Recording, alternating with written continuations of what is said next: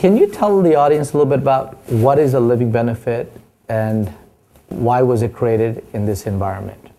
So the first living benefits were offered in the late 1990s. They've evolved over time, and what's typical in the industry today is the guaranteed lifetime withdrawal benefit.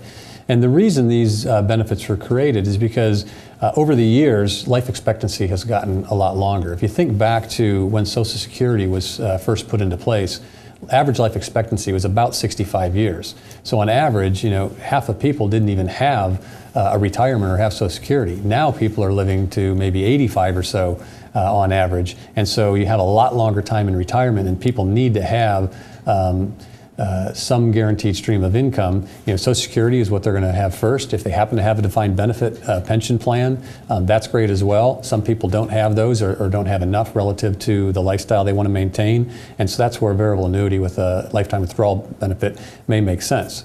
The way these benefits work is it allows people to be invested in the market, and so their account value has the ups and downs of the market, but they still have a guaranteed stream of income that as long as they comply with how the contract works, they're able to get a stream of income that's going to last as long as they live, even if their account value should go to zero. Eric, can you tell us a little bit about how Nationwide did in 2008? I mean, 2008 was a very challenging time in our industry. How did you do in this time frame? How did some of the hedges turn out? That's a great question. So 2008, 2009, we talk a lot about how we hedge and how you're buying these instruments to keep you from staying in good shape in bad scenarios. And we run literally thousands of scenarios to say what could happen and what could go wrong. But that's all hypothetical. 2008, 2009 was real. And so as we went through that environment, very difficult environment for everybody, Nationwide's annuity business actually contributed capital to the overall company. And I don't know how many other folks can say that. It was really interesting. It was a difficult time for everybody, but we had a lot of good hedges in place that protected us from much of the downside. Eric, can you tell us how big is the variable annuity industry as a whole? And what was the sales like in 2010 in dollars amount of new money that went into variable annuities? Dollars are we talking about? Well, the industry's been around, really took off probably 20, 30 years ago, and now has about 1.5 trillion in total assets, and then sales of, I think it was 137 billion in 2010.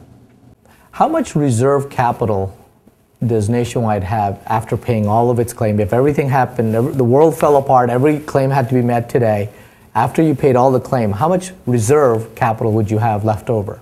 In terms of the surplus over and above the reserves that we have, as of the end of 2010, Nationwide had over $2 billion of surplus in excess of those reserves required to hold by the regulators. So, variable annuities with living benefits can really make sense for someone who's looking to invest for the long term.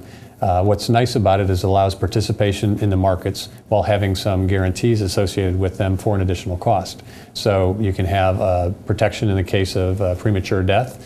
The client can get in at least the amount they paid into the contract, or they have living benefits as well. So if you're looking to have a certain level of income, even if the markets don't perform well, they can provide that also, no matter how long the contract holder lives.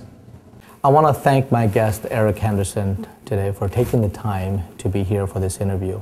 Our purpose today was to simply make this concept of variable annuity easy to digest and ask some of those tough questions that you heard directly from him. Thank you for watching this segment of the Video Resource Library. For more information, please visit our website or call our offices.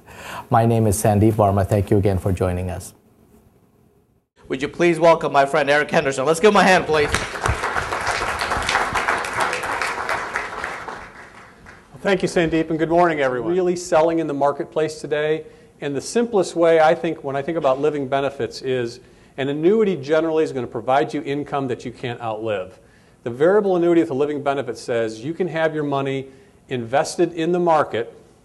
Can't be 100% in one stock or something like that, but you'd be invested in the market, an appropriate mix, say 60 equity, 40 bonds, something like that, and you're guaranteed a certain level of income no matter how your account performs or how long you live. So in this crazy environment we're in right now, We just heard from Brian as to what he thinks, the economy is going to do. I always say, I have no idea. I want to be in the market because I hope it's really going to, be bullish like it was in the 90s, but I'm afraid to be in the market because what happens if it goes down like it was before? What variable annuities allow people to do is have your money in the market if you need that money for income and still be guaranteed to have some level of income even if your account value goes to zero. So if you invested just in a normal portfolio, mutual funds, stocks and bonds or whatever, you put $100 in, the market falls in half, you have $50 left, and you can take income with 50, that's all you get. With the annuity, while your account value is $50, you can still take income off that 100, so to speak. Your account value go to zero, and you still keep getting income as long as you live. So that's the general value proposition around variable annuities. Which brings me to most of my presentation, well, how in the world can you do that? How can insurance companies stand behind this and be able to offer something like that? Almost sounds too good to be true. What's interesting, if you kind of flash back maybe 10 years or so, the Susie Ormans and others of the world says, why would you buy a variable annuity? The market's never going to do, it's never going to fall that much and stay that, down for that long. Well, we've lived it over the last, 10 plus years. We see what can happen. So it's insurance. I think of it like homeowners insurance. You buy homeowners insurance and you hope you never need it, right? The same thing is true here. With these living benefits, you buy it and you hope you never need it. You hope the market keeps going up and it doesn't affect you at all. But it's there just in case the markets go down and you can have that stream of income for life. We have to have a certain amount of reserves set aside to be able to pay these living benefits at all times. And I'm going to give you a very simple example which I think will illustrate this well. This isn't the lifetime withdrawal benefit, but I'm going to simplify this a lot just to get the point. Suppose, and these benefits exist, suppose we said you can invest in the market and we'll guarantee at the end of a period, let's say 10 years, that even though you're in the market, you're going to get your money back no matter what happens. So you put $100 in, 10 years later, the market's at 150, you get 150, that's fine. You put the $100 in, 10 years later, the market's at 80, the insurance company would make up the difference so you get your 100. Okay, just a simple 10-year return of premium, you're in the market. What happens when this starts out is when we first sell this contract, the state regulators say you have to put enough reserves aside in case something bad happens. And it's very technical in terms of what something bad is, but there's thousands of scenarios that are run.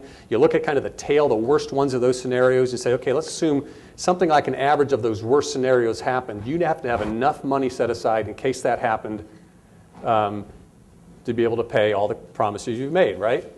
Well, what's interesting then is in this particular example, the market goes way down, and then it recovers. And you see at the end there, it's actually up. So in this particular example I have in the slide, the insurance company wouldn't have to pay a dime because the market was higher than what you put in. The guarantee wasn't needed. But in theory, an insurance company could still go bankrupt in this situation. Now, insurance companies have never gone bankrupt due to annuities in the history of the United States. But in theory, it could, and here's why. And this is actually good news. Sounds bad. This is good news. Because what happens is, I've got this reserves I'm putting aside here, right? The market starts to go down. I now have to put more reserves aside. The market goes down further. I have to put more reserves aside. Each time that market's going down, by regulation, I have to put more money aside because now that I'm down this far, the chance that something bad could happen is even greater, right? And so each time the insurance company has to put more money aside. And in theory, if you got bad enough in here in the middle, even though you never made it to that point, I could run out of money. I could keep putting more money aside, and I could use up all my capital and run out, in which case the state would take over the insurance company. But what's important about that is if you had one of these benefits, and even if the insurance company went under, those reserves are still sitting there. So it's not like if I was invested in just a mutual fund without a guarantee, and this happened, that's how much I'm going to get, right?